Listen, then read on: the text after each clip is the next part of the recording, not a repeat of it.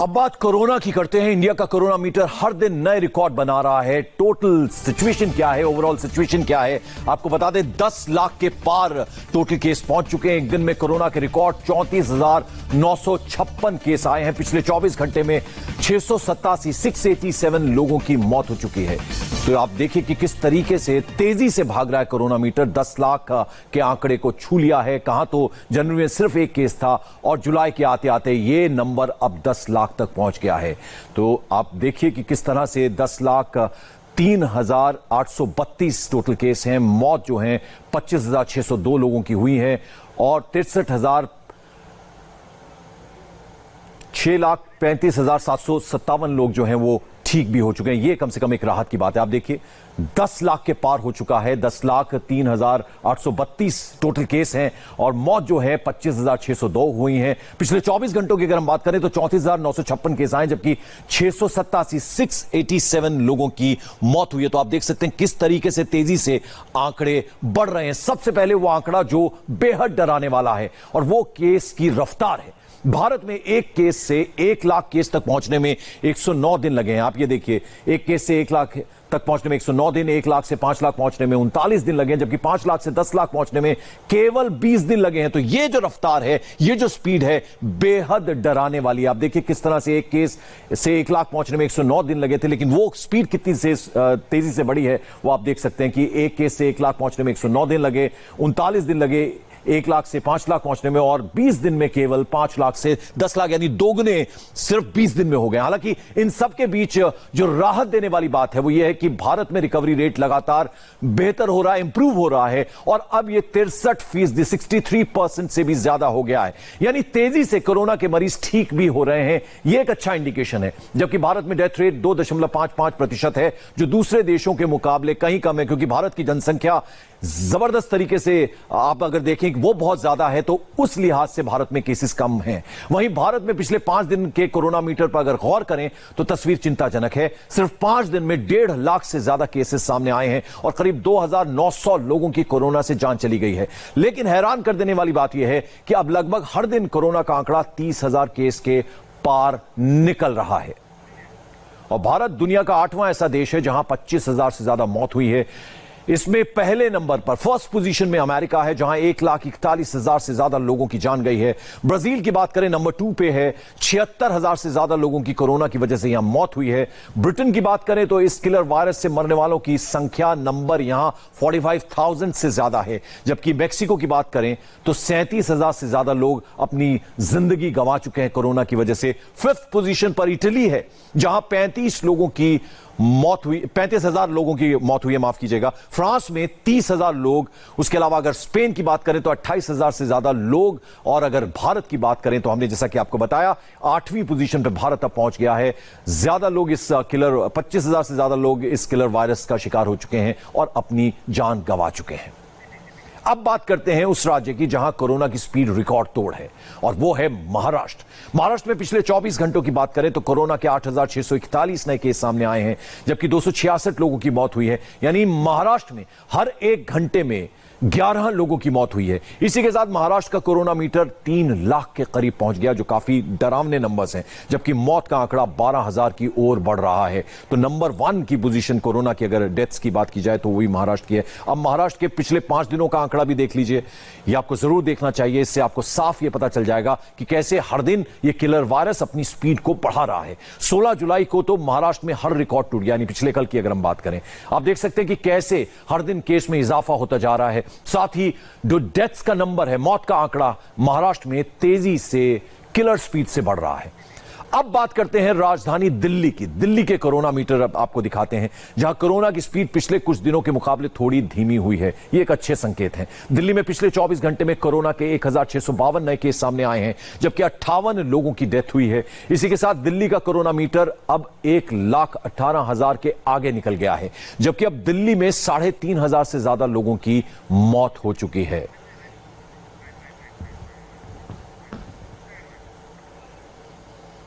और अब बात एलएसी पर भारत और चीन के तनाव की करते हैं। आज डिफेंस मिनिस्टर राजनाथ सिंह ने फॉरवर्ड लोकेशन पर पहुंचकर चीन को सख्त संदेश दिया। कहा, भारत की 1 इंच जमीन भी कोई नहीं छू सकता। इतना ही नहीं, राजनाथ सिंह ने हाथों में खुद मशीन गन उठा ली, इंडियन आर्मी का जोश बढ़ाया। इसके बाद लाइन ऑफ एक्चुअल कंट्रोल पर भारत के प्लेन और टैंक खूब गरजे और चीन को यह बता दिया कि अब किसी की भी हिमाकत नहीं है।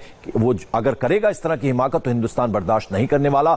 और यही बात रक्षा मंत्री ने भी साफ कर दी, चीन अड़ा तो युद्ध होगा।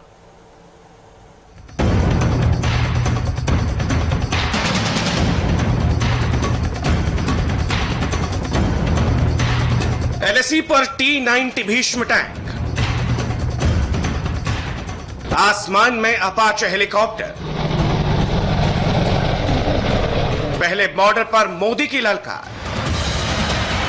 वो लोग हैं जो बांसुरीधारी कृष्ण की पूजा करते हैं, तो हम वही लोग हैं जो सुदर्शन चक्रधारी कृष्ण को भी आदर्श मान करके चलते हैं। अब रक्षा मंत्री के निशाने पर चीन की आंख में आंख डालकर देखने आज रक्षा मंत्री राजनाथ सिंह खुद लेह के फॉरवर्ड बेस पर पहुंचे।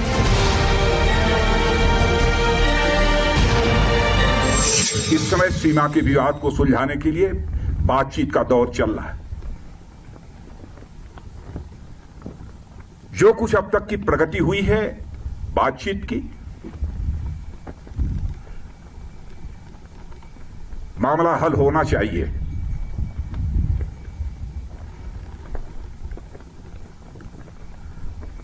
लेकिन कहां तक हल होगा, अभी इस संबंध में मैं कोई गारंटी नहीं दे सकता हूं। लेकिन मैं इतना यकीन दिलाना चाहता हूं कि भारत की 1 इंच जमीन को भी दुनिया की कोई ताकत छू नहीं सकती है, उस पर कब्जा नहीं कर सकती।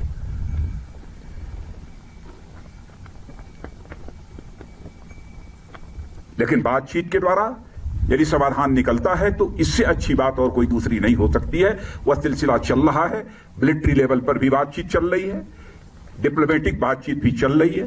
भारत माता की, भारत माता की, भारत माता की, भारत माता की, भारत माता की, भारत माता की। रक्षा मंत्री को एक तरफ मौजूदा हालात के बारे में ब्रीफ किया जा रहा था, तो वहीं दूसरी तरफ हिंदुस्तान की फौज सरहद पर शक्ति प्रदर्शन भी कर रही थी। एलएसी के पास आर्मी और एयरफोर्स की वॉर एक्सरसाइज ने सेना का दम दिखाया।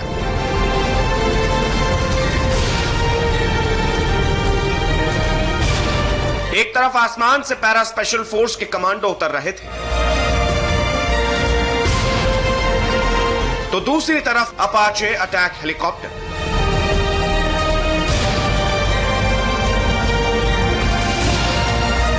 कमांडोज को आसमान से ड्रॉप करने वाले MI हेलीकॉप्टर ने भी अपनी ताकत दिखाई।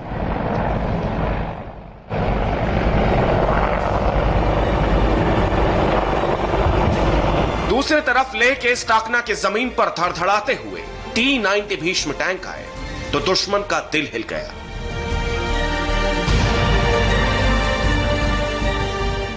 इसके बाद राजनाथ सिंह ने भी चीन पर निशाना साधा। अपने हाथ में ऑटोमेटिक मशीन गन लेकर यह देखा कि जब यह चलेगी तो दुश्मन का क्या हाल होगा। आर्मी चीफ MM नरवणे ने इस मशीन गन की एक एक खूबियां रक्षा मंत्री को बताई।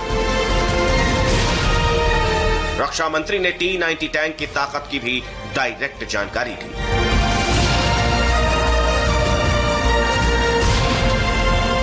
अब देखिए लेह में देश का सीना चौड़ा करने वाला सेना का शक्ति प्रदर्शन। राजनाथ सिंह के सामने एंट्री हुई अपाचे अटैक हेलीकॉप्टर की, जिसका नाम सुनने भर से ही दुश्मन अंदर तक कांप उठता है। लेह में तैनात यह हेलीकॉप्टर चंद मिनट के भीतर दुश्मन को निस्तनाबूद करने में सक्षम है।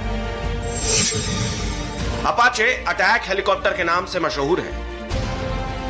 इसकी फ्लाइंग रेंज 550 किलोमीटर तक की है, रफ्तार 350 किलोमीटर प्रति घंटा है। इसे रडार पर पकड़ना मुश्किल है। 16 एंटी टैंक मिसाइल छोड़ने की ताकत रखता है। यह M230 चेन गन से लैस है, जो 1 मिनट में 650 राउंड गोलियां दागने में सक्षम है। Air to air hellfire missile से भी लैस है। अमेरिका से खरीदे गए इस हेलीकॉप्टर को हाल ही में LAC पर तैनात किया गया है, लेकिन इसकी तैनाती के बाद सरहद पर हिंदुस्तान की ताकत कई गुना बढ़ गई। बहुत बड़ा मैसेज जा रहा है चीन को, इसमें कोई शक नहीं कि चीन को बताया जा रहा है। पहले प्रधानमंत्री गए वहां पर 6 जुलाई को, अभी डिफेंस मिनिस्टर गए हैं कि हमें मतलब है और हम लद्दाख से चाहते हैं चीन को पीछे जाना, स्टेटस को एंटी मेंटेन करना जो मई में था 2020 में। तो एक प्रकार से चीन को एक बड़ा संदेश भेजा जा रहा है कि जहां पर वो अंदर आ गए हैं उनको वापस जाना पड़ेगा। और दूसरा एक संदेश है अपने फौज को, जो अपने जवान हैं उनको ये एक मैसेज है कि देश आपके साथ खड़ा है।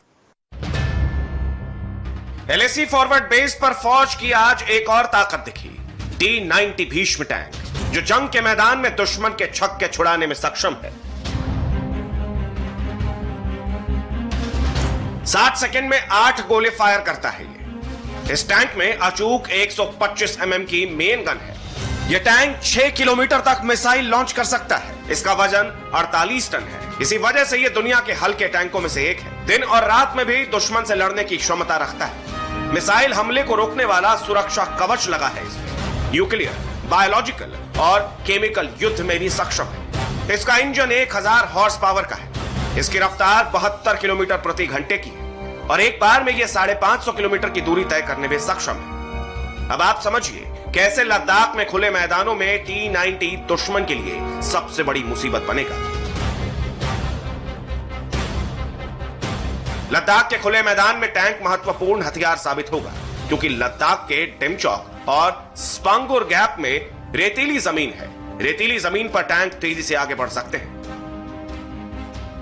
डेमचौक और स्पांगुर गैप से चीन का हाईवे 50 किलोमीटर दूर है। ऐसे में चीन का हाईवे भारतीय टैंकों का आसान निशाना बनेगा। LAC के पास आसमान में हिंदुस्तान की एक और ताकत दिखी, Mi-17 हेलीकॉप्टर, जो दुर्गम से दुर्गम इलाकों में फौज की टुकड़ी और जंग का साजो सामान पहुंचाने में सक्षम है।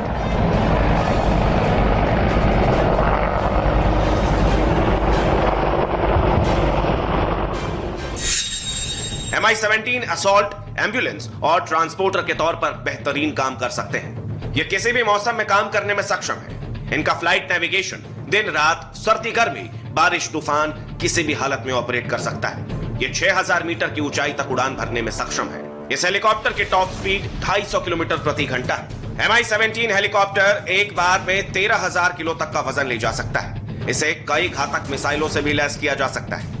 जंग के हालात में दुश्मन के घर में घुसकर मार करने वाले कमांडो भी काफी अहम रोल निभाते हैं। और ऐसे ही कमांडो हैं पैरा SF कमांडो।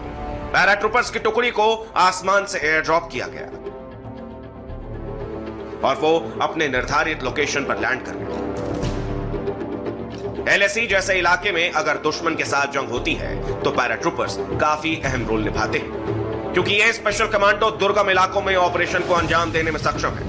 पैराडाइवर्स जमीन के साथ साथ पानी के अंदर भी 1.5 से 2 घंटे रह सकते हैं। पानी के नीचे 6 किलोमीटर प्रति घंटे की रफ्तार से आगे बढ़ सकते हैं। फाइटर जेट्स को लेजर से टारगेट आइडेंटिफाई करने में मदद करते हैं। इनके अदम्य साहस का अंदाजा इसी बात से लगाया जा सकता है कि उरी हमले के बाद POK में इन्हीं जवानों ने सर्जिकल स्ट्राइक को अंजाम देकर आतंकियों को मार गिराया था। एक जो लगातार जो एक संदेश जो हम कुछ अभी प्राइम मिनिस्टर मोदी साहब के जो विजिट के बाद से ही हमारा एक लगातार मैसेजिंग एक भाग है ये भी। और इसमें हमें जिस तरह से अभी एक डीएस्केलेशन प्रोसेस चल रहा है, मतलब कल परसों भी जो मीटिंग हुआ है उसके बाद भी पॉजिटिव जो न्यूज़ आ रहे हैं कि धीरे धीरे करके जो डीएस्केलेशन होगा उसमें भी ये बहुत बड़ा रोल होगा। और जहां तक वहां का जो सैनिकों का है उसमें कोई शक नहीं कि उनका मनोबल पे काफी अच्छा प्रभाव होगा। सरहद पर सेना की तैयारी के साथ साथ राजनाथ सिंह ने LAC के सभी स्ट्रैटेजिक लोकेशन की जानकारी ली। GOC 14th कोर ने उन्हें सिक्योरिटी और लाइन ऑफ एक्चुअल कंट्रोल के बारे में ब्रीफ किया। रक्षा मंत्री के साथ साथ CDS विपिन रावत और सेना प्रमुख जनरल MM नरवणे भी मौजूद रहे। रक्षा मंत्री राजनाथ सिंह ने इस मौके पर गलवान में शहीद जवानों को भी याद किया। आज यदि आपसे मिलकर मुझे बेहद खुशी हो रही है तो मन में एक पीड़ा भी है, गम भी है। हाल में ही भारत और चीन के जवानों के बीच PP-14 पर जो कुछ भी हुआ,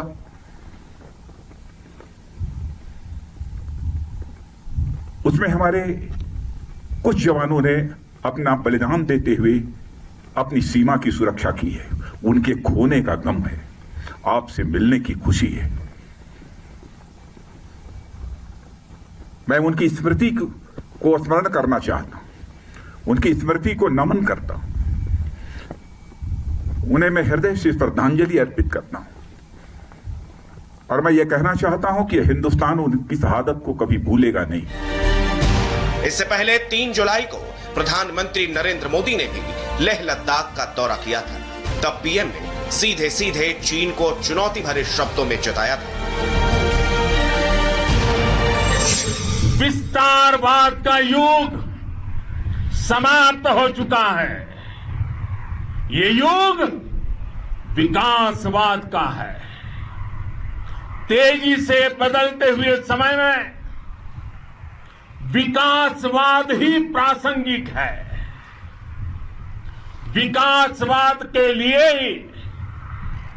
अवसर है और विकासवाद ही भविष्य का आधार भी है। पहले प्रधानमंत्री और अब रक्षा मंत्री के दौरे ने यह साफ कर दिया है कि हिंदुस्तान किसी भी हालत में LAC पर पीछे हटने को तैयार नहीं है। पीछे हटेगा तो चीन, और अगर हालात विपरीत भी हुए तो आज सेना ने भी LAC पर अपनी तैयारी साफ दिखा दी है।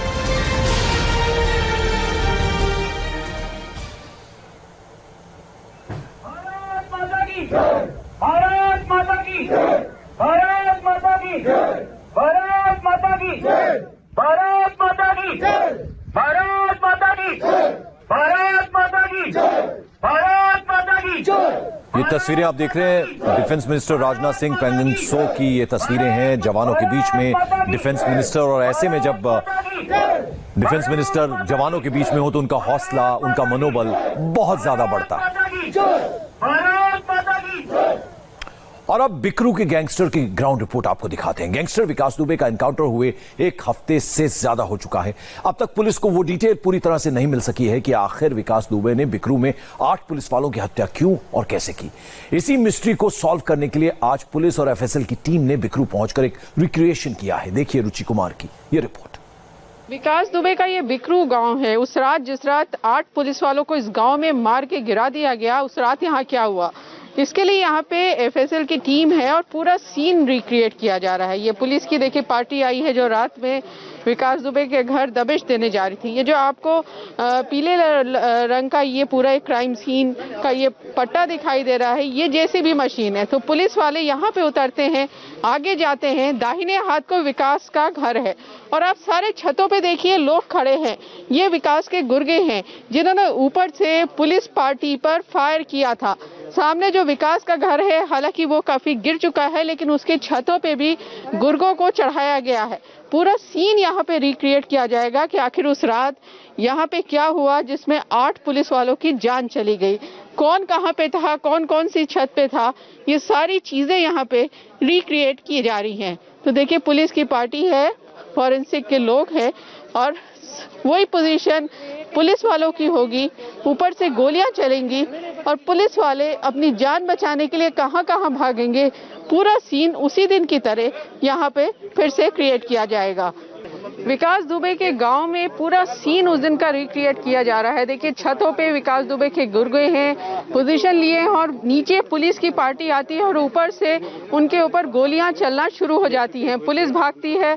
डिप्टी SP यहाँ जो प्रेम प्रकाश जो विकास का मामा था उसके घर में जाता है, वहाँ उनको गोली लगती है। और यहाँ देखिए इस जगह पे 1 2 3 4 5 पुलिस वाले हैं जिनको यहाँ पे मारा गया था। वो सीन यहाँ दोबारा रिक्रिएट किया जा रहा है। ऊपर छतों में लगातार विकास के जो गुर्गे हैं वो पोजीशन लिए हुए हैं। तो उस दिन किस तरह से ये कांड हुआ, कैसे 8 पुलिस वालों की जान गई, ये समझने की कोशिश की जा रही है। उस दिन एक साथ यहाँ 5 पुलिस वालों की जान गई थी। विकास और उसके गुर्गों ने मारा था। ये पूरा पुलिस वालों ने यहाँ पे जहाँ पे उनके गुर्गों ने मारा था, किस तरह से गोली चली, ये पूरा सीन यहाँ पे रिक्रिएट किया है। ये सामने आपको दिखाई दे रहा है, ये प्रेम प्रकाश का घर है जिसकी बहू मनु का ऑडियो वायरल हुआ है, जो सारी घटना बता रही है कि कैसे पहले से ही छतों पे विकास के गुर्गे तैनात हो गए थे, अलर्ट हो गए थे और विकास ने सबको हथियार दिए थे गोली चलाने के लिए पुलिस पार्टी पर। तो उस दिन क्या हुआ ये यहाँ पे एफएसएल की टीम समझने की कोशिश कर रही है।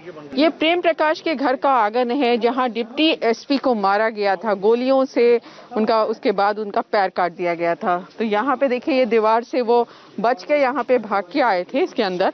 और जो प्रेम प्रकाश का घर का सामने का बरामदा है, जैसा कि मनु बता रही है अपने ऑडियो में, 2 शव वहाँ पे पड़े थे। तो ये पूरी देखिए एफएसएल की टीम है यहाँ पर और देखा जा रहा है कि कैसे पुलिस वालों ने उस रात को अपनी जान बचाने की कोशिश की, लेकिन विकास के गुर्गे क्योंकि बहुत पहले से पोजीशन ले चुके थे, वो अलर्ट थे और उनका जो हमला हुआ उसमें 8 पुलिस वालों को अपनी जान से हाथ गंवाना पड़ा। हमने देखा कि पूरा सीन आपने रिक्रिएट किया।